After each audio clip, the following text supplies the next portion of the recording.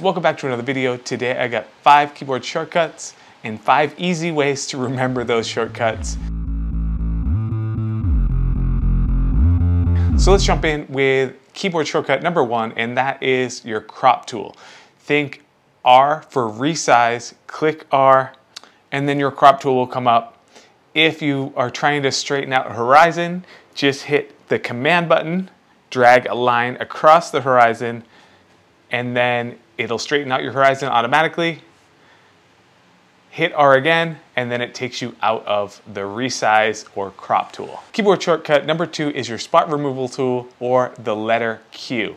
I don't actually have a clever way to remember this, but if you want to resize your brush and you're on an Apple, slide 2 fingers up to make your brush bigger, slide 2 fingers down to make your brush smaller, or you could use the bracket keys, right to make it bigger, left to make it smaller.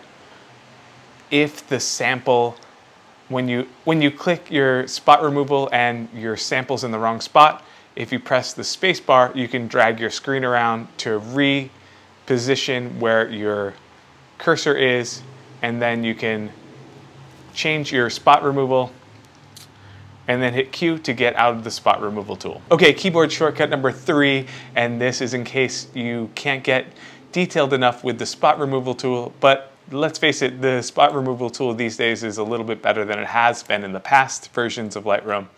But to get from Lightroom to Photoshop, hit Command E for edit. So Command E for edit, that moves your file from Lightroom into Photoshop. It opens up so you can do all your editing, and then when you're done editing, hit Command S and it saves a TIFF file straight to your Lightroom catalog, and now you have both your unedited file and your TIFF file right next to each other. It's one that I use all the time. You're welcome. Okay, moving right along, keyboard shortcut number 4 is when you're in the develop module and you want to go back to your library, you just remember G for grid, and then that moves you back into your library. Then you just double click on any photo that you want, and then you're back into the quick edit menu. Okay, the final keyboard shortcut is for culling your photos. So say you're trying to narrow them down.